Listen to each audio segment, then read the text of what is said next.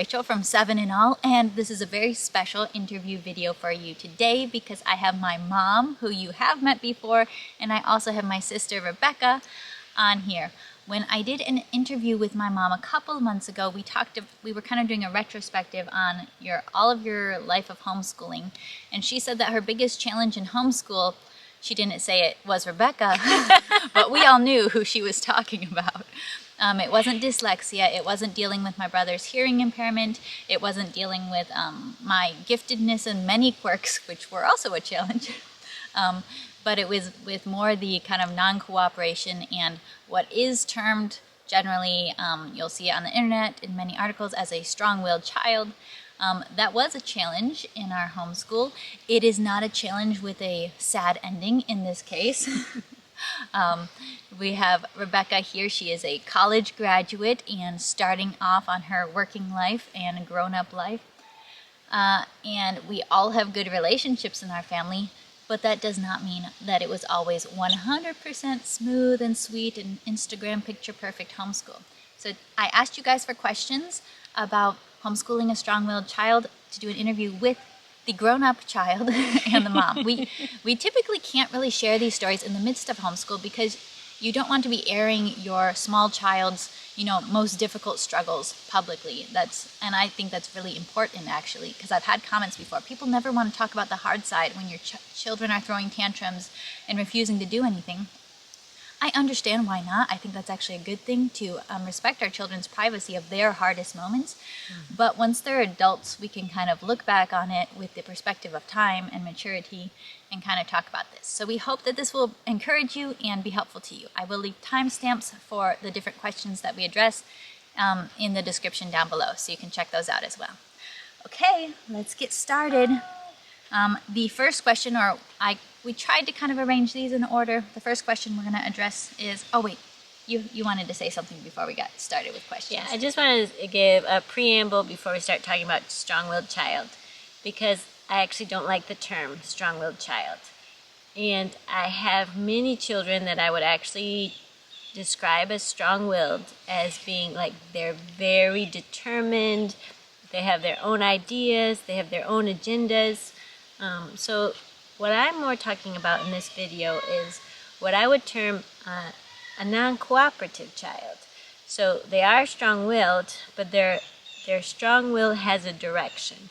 And the direction is basically non-cooperation. So when we have a non-cooperative child, what is that like? And that's and I really think the term strong-willed towards what? So they're strong-willed. This one's very strong-willed. My second one's very strong-willed. So they exist, but in different forms. So this particular strong one, where the focus is, I'm not really cooperating with whatever the agenda is at that moment. Okay. And you've also mentioned that not all non-cooperative children are the same. We're sharing our story and our experience today. And Rebekah has many more traits besides just non-cooperative. Yeah. And to remember that children aren't one dimension. Mm-hmm. And this non-cooperative child was also very, very brave, very, very hardworking, very gregarious, very outgoing, had a lot of friends and a lot of really good, admirable, awesome characteristics. So looking at your child through one dimension, mm-hmm. It probably actually makes the situation worse. Mm-hmm. So to not categorize your child as only one aspect of their character. So let's start with the questions. How old was Rebekah when you realized you had a strong-willed child? I noticed she was different from... So she's the fifth. She's the fifth child. She was different from like day 2. Probably because I woke up. I was probably at 6 months old, reasonably suspecting... this is something else. This is something else. And by 9 months old, it was like, oh yes. This one is a challenge. So yeah. And what tips do you have specifically for parents of strong-willed children who are not yet verbal? Okay. So we're focusing on homeschool, but we're also kind of talking about parenting as well, because it's a mix, right? Okay, so before you can reasonably start to appeal to their inner good self or have Common a conversation or common sense, which is a large majority of childhood, even when they are verbal. So before they reach a cooperation stage, so I'll go back to the question, nonverbal. You're bigger than they are. Use that ability to, you can actually pick them up, remove them from the situation. Change of location is super, super helpful. So let's say someone's having a meltdown because they won't wear their shoes. Pick them up, go put them in a crib. Let them calm themselves down, which may take a long time depending on the child. May take 45 minutes or an hour. They don't want to put their shoes on. Come back, try again later. Okay, we really have to get these shoes on, so let's put the shoes on. Sometimes they're fine. Sometimes they're not. Okay, we can put them back in the crib because you're actually bigger than they are and they're small people, and you can do these things like remove them from the situation, remove them from other people as well. Because they're so dramatic, it can get everybody worked up. So actually isolation is very helpful to mom, to the child, to the other siblings, because the other siblings might try to help them cooperate. And that is just going to irritate the non-cooperative child out of their minds. And then they will be very firm. The more you try to help them, especially coming from a younger, like a non-adult person, they really react badly to that. So to help the siblings, stop trying to help them. Just, okay, we're going to put the little freaking out child into their crib. And then when they calm down, we'll get them back out and see if we can put their shoes on then. And sometimes you actually have to leave the house and you don't really have time for that. You're still big enough to put their shoes on, put their coat on, whatever you need to do, and then just do that. So, and yeah, I would say use the fact that you're still bigger than they are to your advantage. What are some characteristics of a strong-willed child? Like how can you tell? Okay. They don't want to do what normal people would think is just a normal thing. These normal things are like sit. So like sit in a car seat, sit in a high chair, sit in a chair, sit in any situation that is normal for sitting. Okay, wearing things. Wear your shoes. Wear a coat in winter. Eat your food at a dinner table. Just normal, basic, it's time to take a bath, or it's time to go to bed, or it's time for anything. Basically, those things are met with, no, and a lot of different ideas. They will have a lot of ideas about alternate ways to do things. So how can you tell the difference between what would be more on the strong-willed non-cooperation versus more of typical resistance? Okay, yeah. Most children have some continuum of, I don't really want to do what I'm told. These children, it's pretty much on all the time. So pretty much once they're told to do something, they don't want to do that. Even if they were planning on doing it beforehand, once you bring it up, no, they really don't want to do that. And I think one thing we really saw was the time duration of resistance will be much longer. So with a, normal 2-year-old, you might tell them to do something and they don't want to do it and they'll resist a little bit and you'll be like, no, we're going to do this, and they'll do it. Like with my 2-year-old right now, he's not strong-willed at all. He does occasionally not want to do something, but once you be like, hey, nobody, we got to do this right now, he'll do it. Right. Versus with her, it might have been more like an hour. Or a day. Or a day, yeah, of pressing on at this. Okay, now this question is for you, Rebekah. And this is again, all of these are viewer submitted questions. The question is why? What was going through your mind when you were refusing to do things that you were told, and like especially in cases where it took way longer to refuse to do something than to just do it in the first place? Well, I would say for starters, I think my worst years were when I was an infant and a toddler, so I don't really remember those times where it was the hardest and most difficult situations. But so from what I can remember of my childhood is that, like, you know, what was going on inside your head? Like, why did you decide to do this?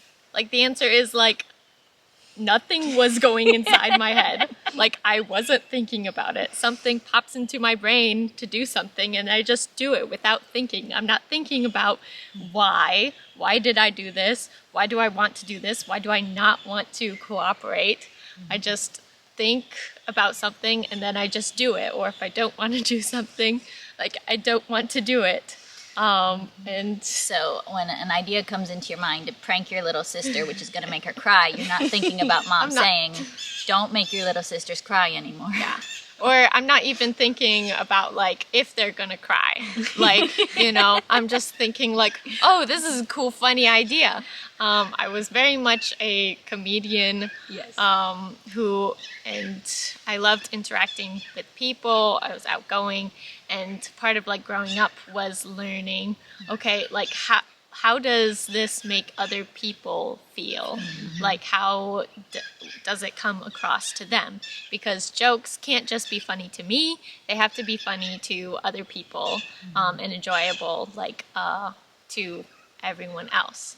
And But that took a while to learn the while. skill of Like, joking and comedy and pranks, so that not just I'm enjoying them, but other people are enjoying them as well. And generally just understanding how your actions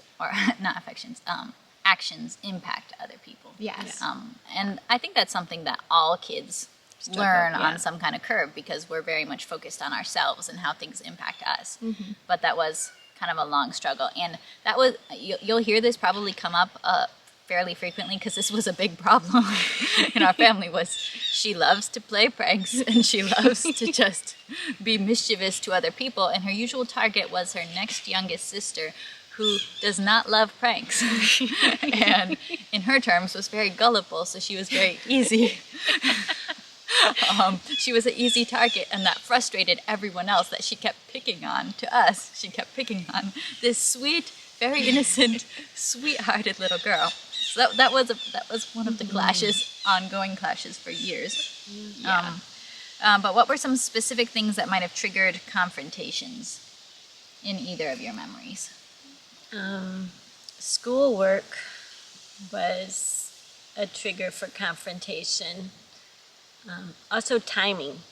So Timing, yes.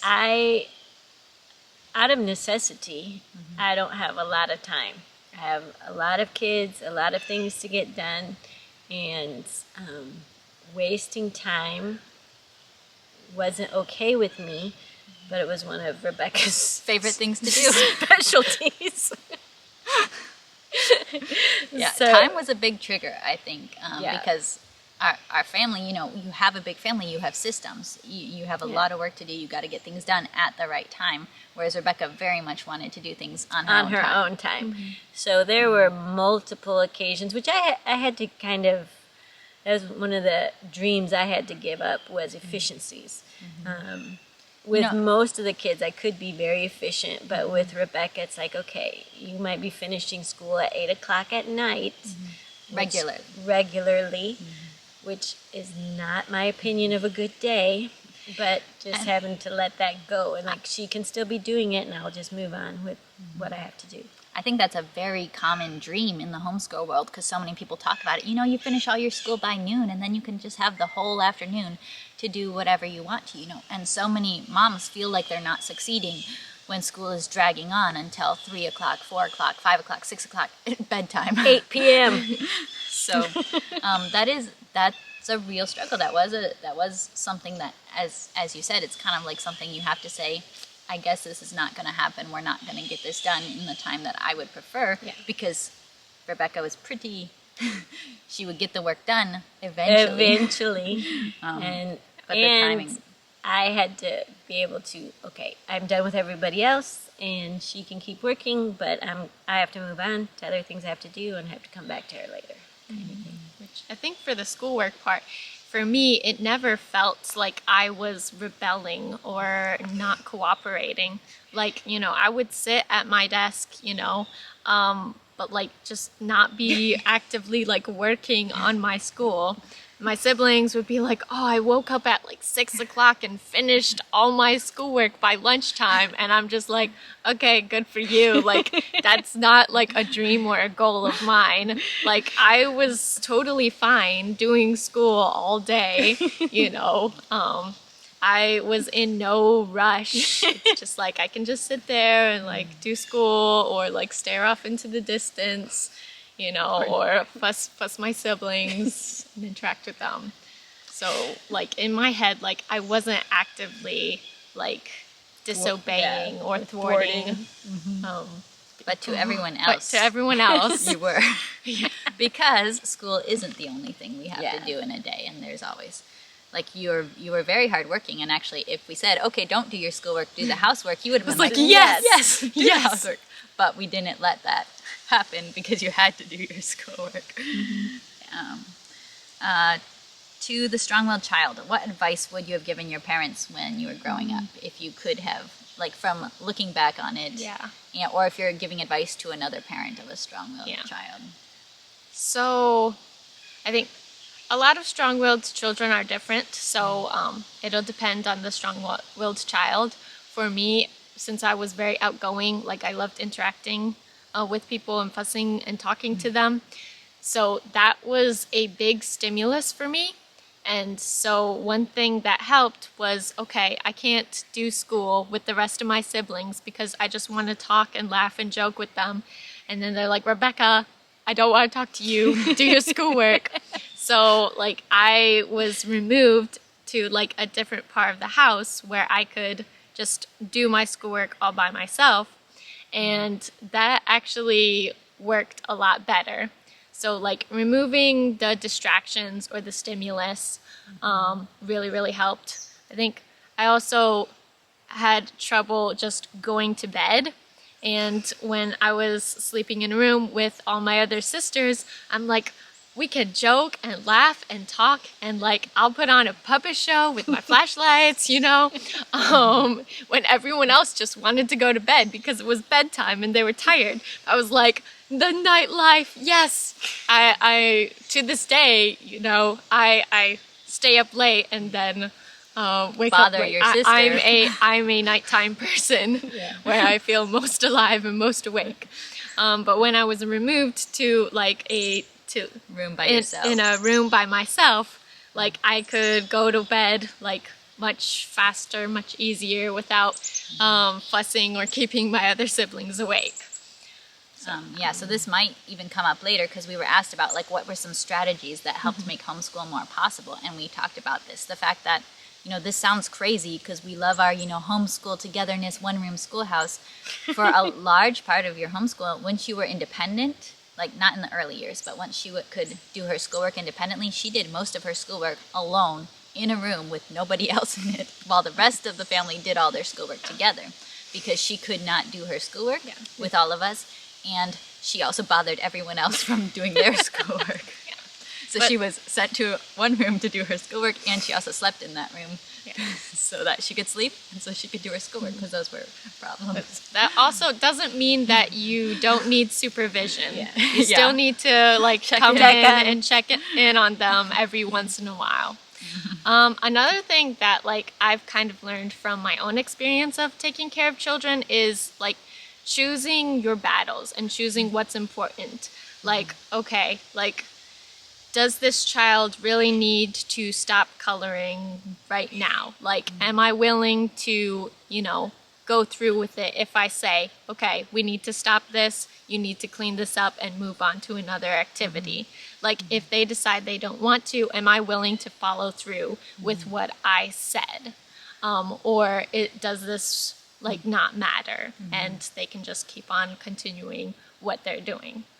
Because this whole thing of like telling a child to do something and you get a little bit of backlash and they don't want to do it, they don't want to cooperate, okay, you try to fight them and tell them again, and they still don't want to cooperate. So you're just like, okay, this doesn't really matter, I'll let it go.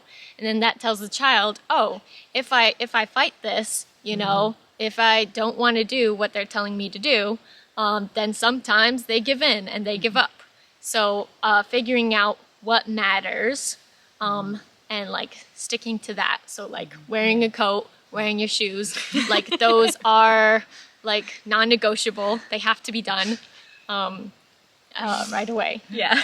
So yeah. So at what age would you say she began to turn around? That's the phrasing that the question used, although I'm not sure you could quite say that she totally turned around. So probably at 14, I will say 14, 15, we started to see some significant changes. And I think that largely came about as she herself began leading children classes. She was a worship leader at Children's Church, and she was an Awana leader, and she helped out after that. She helped out in preschool classes at our local school.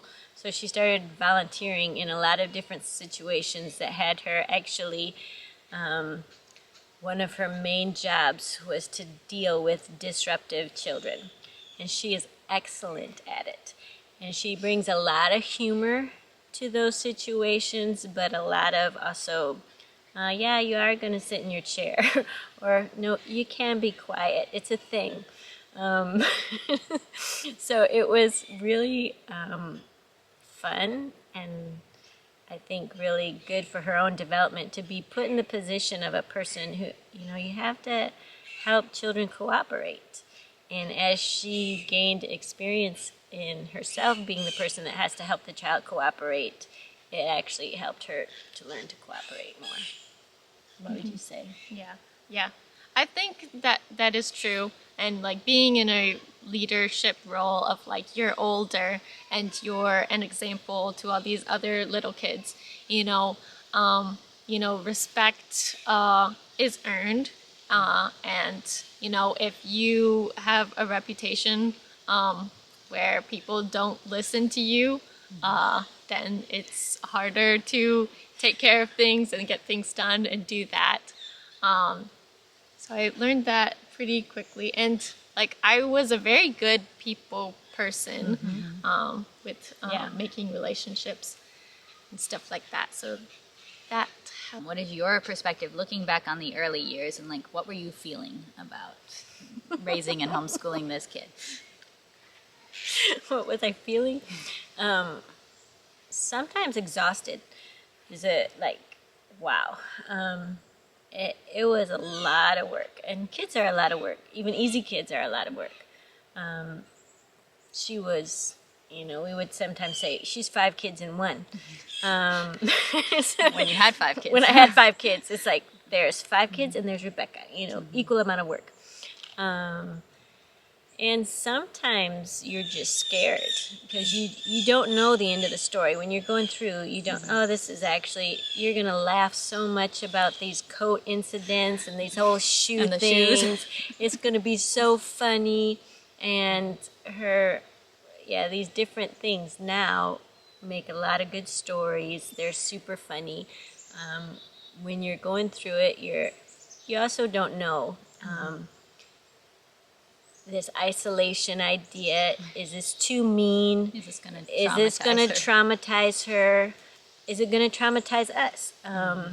You're just not really sure, and you're just trying to find things that will work. I think, I don't know, speaking for Rebekah, I think she was much more confident that everything was fine. Yeah. Whereas from the mom's perspective, you just don't know. It's like, what's your perspective of that growing up years? Like I really didn't understand or see what everybody else was seeing. I'm just like, why do you think like I'm such a bad kid? You know, like I'm pretty great. I'm pretty awesome. You always had a very high personal regard. Yes. And like for me, I think one thing that like ties back to this like strong-willedness, like I was not willing to admit defeat or admit when I had done something wrong or when I had hurt someone's feelings. You know, I was very much like strong-willed, like in what I did, whereas like in most of the things that I've ever done, I still like don't regret. Like it's like if I did it, I meant to do it, like, and I'm not sorry.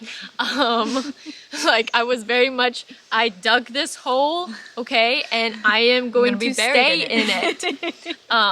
Like it's not it. There were some instances where like I wasn't thinking about something and I did something and I wasn't expecting like the harmful consequences of that, and then I was like, oh man, that was stupid and I shouldn't have done that. So there were times and instances where like I realized that that was a bad idea and I shouldn't have done that. But there were also things where it's just like, yep, like I did that and I have no regrets. But you probably wouldn't do it again.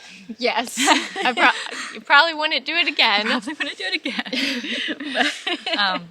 We had a question which we already kind of addressed, which was about how much time you had to devote to her growing up. And you said it was a lot more time. And that's something that you should expect as a parent, that it's not going to be just, okay, go do what you're supposed to do, and your kid just does it and, quick. It did take more time. We also had a question about how were the rest of the siblings and the tone of the household affected by her behavior? Yeah, okay. On the siblings, she had some pretty intense older siblings who kind of, especially this one, thought they were actually a parent. So releasing the older siblings from, you're not responsible for Rebekah, Rebekah's responsible for Rebekah, and that actually the things you think you're doing to help her be good are not helpful, because it just winds her up more to be told by 5 different people to stop what she's doing, other than, mom. It's like, just let mom be the mom. The older siblings, especially her brother, took kind of offense at her fussing her 2 little sisters. And I think it was not until they were in college they became best buddies. But it was a different dynamic. It was because she was no longer fussing the little siblings, and he was free to enjoy her playfulness and her awesomeness, as she said, and to enjoy her other characteristics. Because when he was younger and just seeing the little girls quite often teased or crying or something, he just didn't understand, why can't she knock it off? Like, why can't she stop? And so that relationship has turned out really, they're super close now. But it was a struggle when they were little. As one of the siblings, I do remember, like, it definitely did cause stress at times in the family overall, mood and everything. The actions of one person in the family does affect the whole family. And I do remember frustrations at times. We have one very famous story where she was supposed to put her shoes on. You'll hear shoes being a problem throughout this whole video. She was supposed to put her shoes on. She was told to. We all got in the car. Nobody noticed that she did sneak into the car without wearing her shoes. We were going to a restaurant, and we never went to restaurants. We're a huge family. We were going to a restaurant. Got to the restaurant. Mom noticed she was not wearing shoes. And so we all packed up in the car, turned around, and we just ate whatever we had at home and did not go to the restaurant. So, like, things like that. And that made all the other siblings kind of like, Rebekah. Like, that is frustrating when your siblings' actions mean that you can't do something. But that was part of how it just, like, the whole family does kind of have to take into account what's happening. Yeah, and I think actually in some ways it's kind of a bonding experience, because this is life and this is true. One family member can really affect the entire family. And if they're not doing their part and they're not basically cooperating, we're all going to suffer for it. Now, I mean, she was little, and Yeah, and we were the older ones, so I think it was very easy to forgive you. We'll still tell the stories, but but I think especially for the older siblings, it was easy to forgive you. And your little siblings are so sweet that they just loved you anyways, in spite of how much you tortured them. Yeah, and I can remember, like, still as a child, still being in shock of, like, my younger sister, who was the sweetest, nicest one. So, like, prime real estate right there. But I'm just like, why do you keep on forgiving me and being nice to me? Like, I remember being shocked by that. Yeah. because she's sweet. How do you manage backtalk? Soap. Okay, and that's more with like a little kid. By the time she was older or preteen, I feel like we had a very strong culture in our family that we do not speak disrespectfully to each other. Like there's pranking, there's, refusing to do something or being slow, but There's no disrespect. No disrespectful speech in our family. To this day, we speak. Respectful speech is a big value to us. What type of teaching helped her the most? Like, did Bible time, reading specific scriptures on specific issues help? Or did sharing your own life experiences or anything like that help her? I would say absolutely no.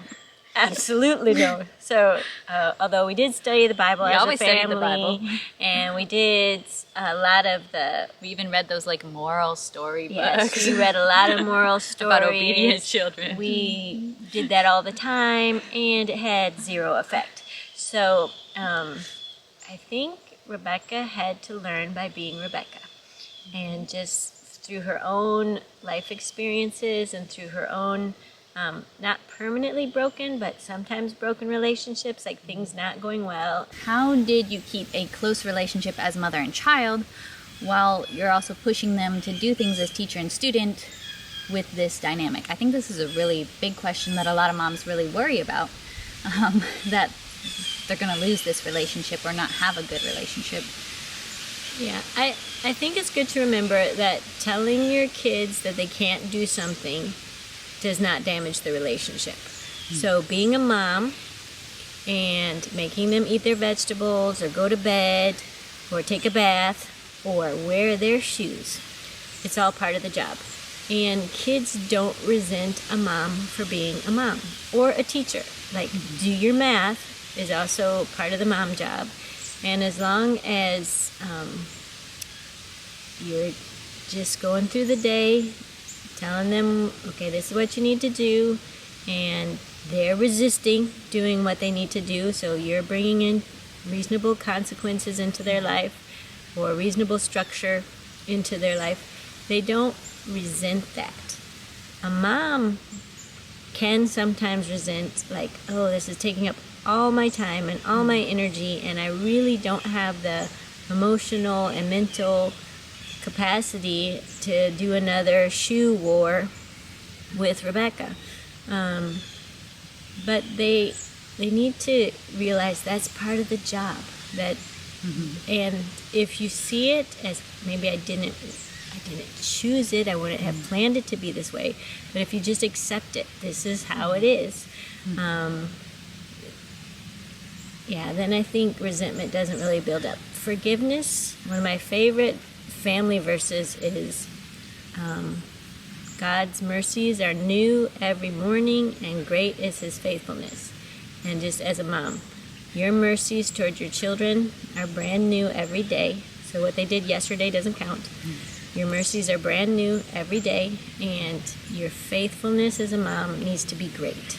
So you're just faithful to the task that they're giving you in that day.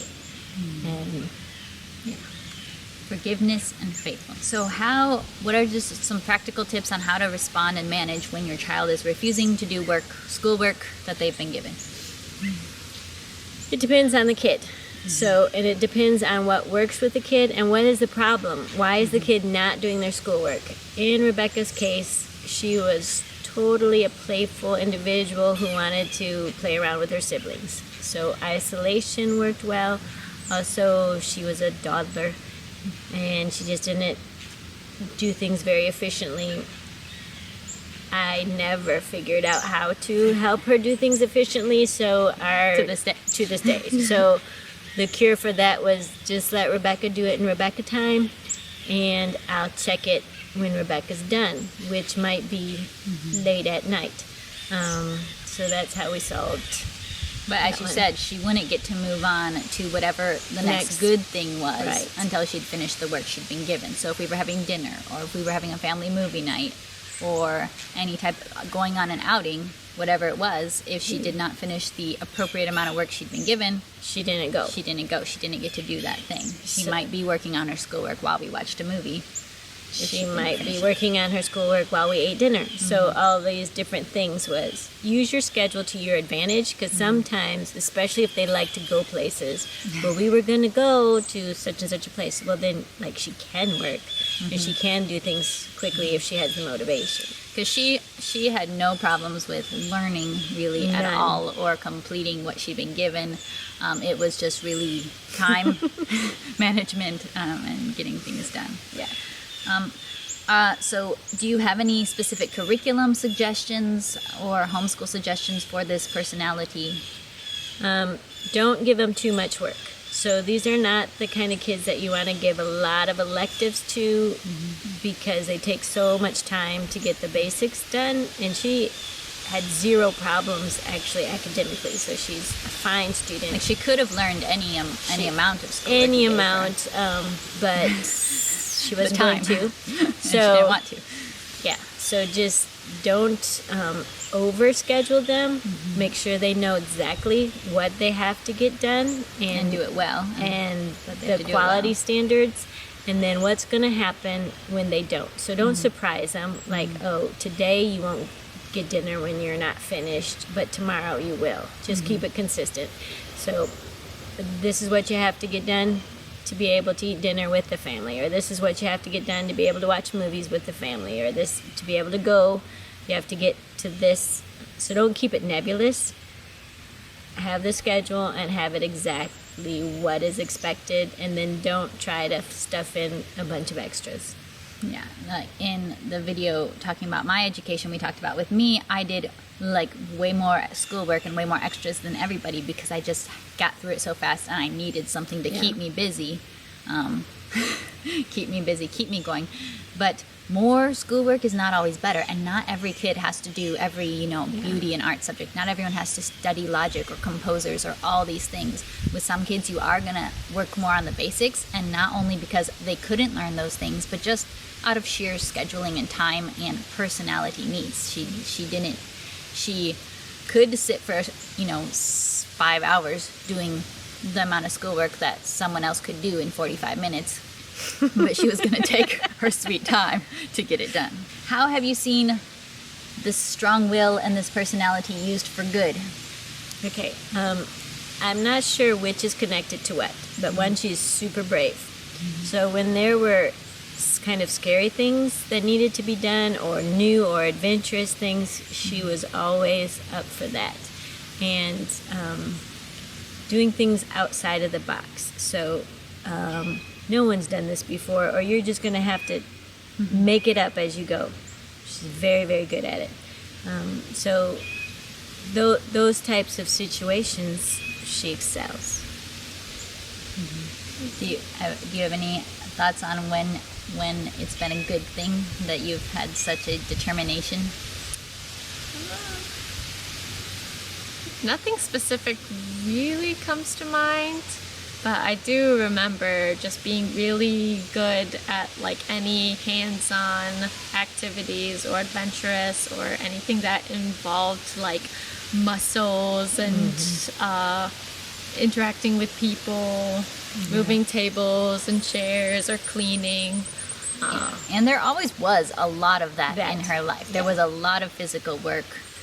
We've always had a we love work. There's a lot of physical work. We've always been involved in like every volunteer project, cleanup project that has been possible, and we've always been very involved with people. To you, probably it still didn't seem like enough because you had to do this like small amount of schoolwork that took this long. So it's always, different perspectives on things, but those were both a very valued part of our lifestyle. So it's not that, we were so focused on the books and we didn't do these things. We did, and you did probably more of them than even most of us, because you were so outgoing. You weren't introverted. You were able to be a part of so many of those things. I think one thing that I learned more about myself as I've grown up and have been going to college is that I like set schedules, where I go to a specific class at a specific time to learn and be taught by somebody. And then, I have a deadline for something. I think also I am a very, very heavy procrastinator, which explains a lot in my earlier years, where it's okay, I have all of this work to do today. That means I have all day to do this work. So I will happily procrastinate on any kind of paper or assignment that I have to do, but it will be done at 11:59 and it will be sent in on time. So I wasn't the kind of person to be I could send in this assignment in 2 days early or a week early. It's okay, this assignment is due Saturday at midnight. It will be done and sent in Saturday be 11:59 midnight. So I was a heavy procrastinator. Meanwhile, while I was in college, every time I got an assignment, I did it immediately, and it was done weeks before it had to be turned in. Meanwhile, back to that never happened. Yep. So possibly, retrospectively, we could have maybe utilized deadlines more in homeschool, because you don't think of deadlines in homeschool. That's not something that are a really big part of homeschooling, or had more of things of this deadline and push the deadlines earlier than they needed to have been. Maybe that could have been something that would have helped, but you don't think of deadlines with a 10-year-old. If I have all day, I'll take all day and go to bed. It's I didn't mind in college staying up till midnight working on something, or working all throughout the night to have something submitted by morning before class when it was due. Will I survive? Was a question from another mom. yes. Probably, maybe. Yes, you will. But be intentional about the relationship, because Rebekah, I think, is a very unique individual. She had a lot of very strong other characteristics besides her non-cooperation. So very charming, very gregarious, very brave, very hardworking. And I know there are, because I know many moms, and they're dealing with some strong-willed children that actually don't possess a lot of the easy to like traits. And because of that, it's a little more difficult to just navigate some of the trying times. So will you survive? Yes. The sun will come up tomorrow. But when you're dealing with a non-cooperative child, and you can sense it, you can feel the relationship is really, really struggling. Childhood is an emergency, I like to say. Really focus on those relationship difficulties, because they don't necessarily go away with time. And if you think you need help, if you're already thinking you need help, you definitely need help. So don't let those little nudgings go I just have to wait this out, or something like that. Next year they'll probably be over it, kind of thing.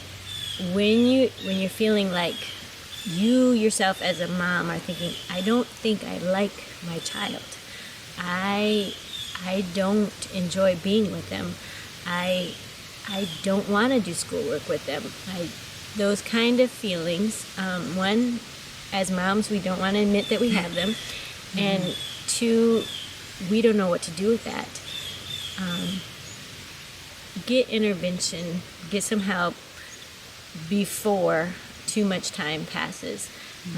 Because childhood does pass, and sometimes the damage and resentment of childhood can be permanent on either side, either the child or the mom. So you will survive, absolutely, but if you're fearing, maybe I do need to get some help, it's okay.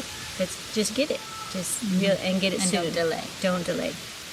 You also talked about that one really hard point for moms can be kind of giving up on the vision of what they imagined motherhood would be like, which probably there's some element of this for all parents, because we kind of have this fairy tale. You wanted to be the nice mom. You wanted to be the cool mom. You wanted to be the playful mom. And your entire mom job is to say, no, put your shoes on. So sometimes you just have to accept what is. So if Don't get so caught up in that vision of what it's not. What you wanted it to be, and accept what it is. And if what it is we're going to spend a couple hours today getting the shoes on, that's what it is. And it won't always be that, but that's what it is today. And then just accept that, and the next day our mercies are new, and we're going to be faithful to the tasks, and just moving on with that. Yeah, because I think sometimes, like, talking about this now is pretty easy, and we can laugh and joke about everything that happened in the past, because, like, I have changed and I have matured, like, a lot, and my relationships with my parents and my mom and my siblings are great now. But, you know, there was a time where, you know, I'm sure my mom was like, is she going to change? Is she going to get better at 11, at 12, at 13, at 14? Like, you know, where you weren't really sure Right.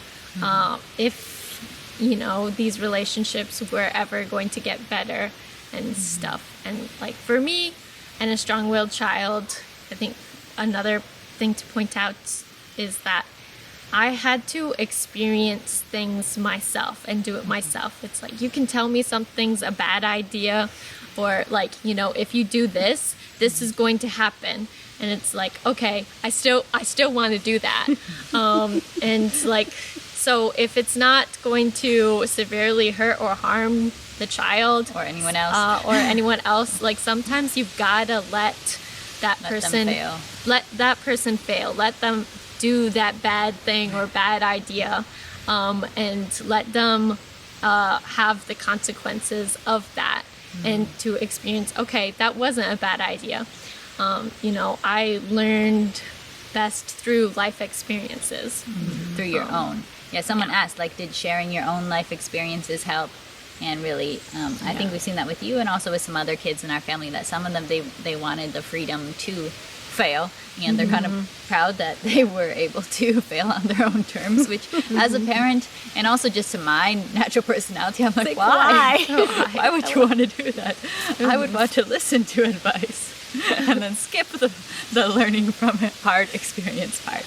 But different personalities really need But it gives a lot of stories. It does. For the kids who actually learn from stories. So without these children, we wouldn't have those stories. Yeah. I think it was like how I learned best, and how, like, to this day, it's like I know, like the bad kid, you know, and how to deal and interact with them, because that bad kid, you know, and I know, like, how trust and relationships are built, because nobody trusted me, and I had to learn, like, change doesn't come suddenly, it comes gradually. And, you know, even when you start being good and you start, like, trying to do good things, people don't instantly trust you back. Yeah. You know, and I felt so wronged, where it's like, you know, I was doing good, and I was being a good person and trying to, like, you know, do good and thoughtful things, but, like, everyone expected the worst of me, and they're just like, what is your nefarious plan, and what are you up to? And I'd be How like, are you lying to me? nothing, you know? Like, so it took a few years gaining that trust and respect back like for like all my siblings and relationships, where like they had to see me, and they like had to see, okay, you actually have changed and you actually have matured. So like learning that, where like trust just like doesn't come back instantly. It can take years to rebuild. I think like that's a super huge lesson for me to like learn and understand, like, and I've like learned that personally. So I think that was important for you. Super helpful. Well, I hope that this was helpful, and hopefully you were able to have a chuckle along the way with us, and hopefully learn some things, or just get your gears turning on what could possibly be some more helpful strategies to use with your strong-willed child. I hope that it gave you a little glimpse into the mind in a retrospective way of what was going on, and what are some of the best ways to learn. We definitely probably could have done some things different and adjusted, retrospectively going back into homeschool.